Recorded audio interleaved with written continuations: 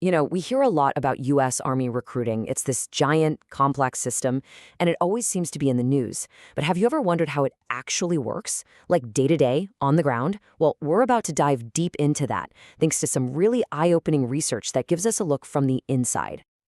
And boom, right out of the gate, we get to the heart of the debate. I'm sure you've heard the term poverty draft, right?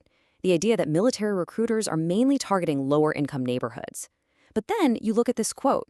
It says that federal data often paints a totally different picture, showing recruits are more likely to be middle income. So which is it? What's really going on? Okay, so what makes this research so powerful? It's all about the source. We're talking about the work of Dr. Ronnie Rodas. And get this, he's not just some academic in an ivory tower.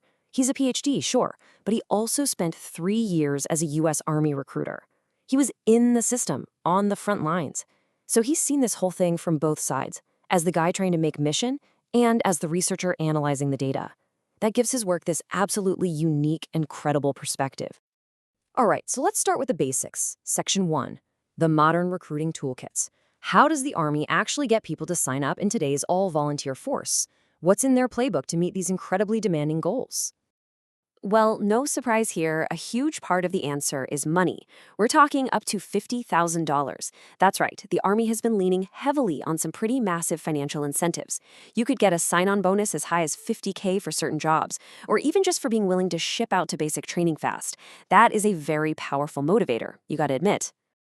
But it's not just about one giant check. It's actually a whole strategy. You've got these quick ship bonuses we mentioned, extra cash for specific high-demand jobs, and they've even rolled out new prep programs to help more people become eligible in the first place. And it seems to be working. The research points out that this whole toolkit is a big reason the Army has been meeting and sometimes even exceeding its recruiting goals recently. But here's the flip side. While there are big incentives for recruits, there's also immense pressure on the recruiters themselves. This quote really hits home, and you can imagine Dr. Rhoda saw this firsthand. There's this relentless month-to-month pressure to hit your numbers, what they call making mission. And as the end of the month gets closer, that pressure just ramps up. It's a super high-stakes game for everybody. Okay, so you've got these big bonuses on one side and intense pressure on the other. It naturally leads to the big question: who does this system target? And that brings us right to the core of this whole discussion. Is there a poverty draft or isn't there? Yeah, this is really the central question, isn't it? Who is the Army actually recruiting? If you could look at every single person who signs up, where are they coming from? What's their background? This is exactly what Dr. Rodas's research wants to get to the bottom of. So look at this. It lays out the two competing claims perfectly. On the one side, you have advocacy groups and a lot of local reporting saying, hey, recruiters are concentrated in lower income areas. This is where the whole poverty draft idea comes from. But then on the other side, you've got the official federal data from the Department of Defense. And that data consistently finds that recruits are disproportionately from the middle of the income ladder, not the bottom. Two completely different stories. So you have two competing, and you could argue, credible narratives. How in the world do you figure out the truth?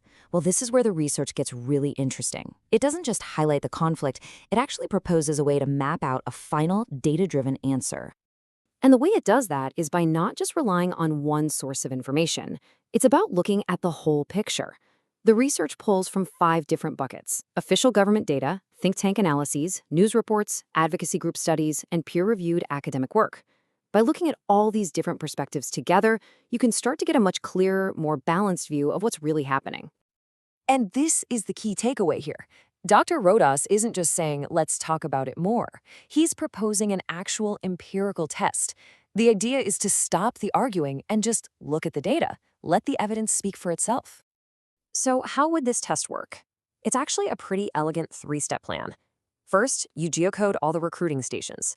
Basically, you get the exact address and map out every single one. Step 2, you take that map and you overlay it with census data. Things like household income, education levels, unemployment rates for each neighborhood. And finally, step 3, you run the numbers. You do a statistical analysis to see if there's a real, measurable connection. Are stations more likely to be in poorer neighborhoods?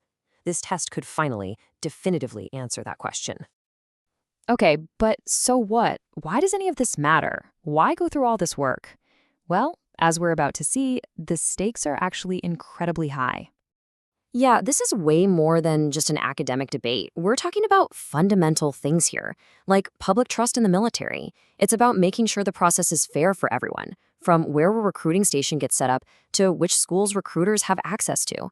And at the end of the day, it's about the very nature of our all-volunteer force. Is it equitable? These are huge questions. And that really leaves us with this final, critical question. How do we build a force that is fair, that's transparent, and that's effective for the future? What this research powerfully suggests is that the way forward isn't through more arguments, but through better data. It's about finding the real answers, because that's not just about understanding the military we have today, it's about building the one we need for tomorrow.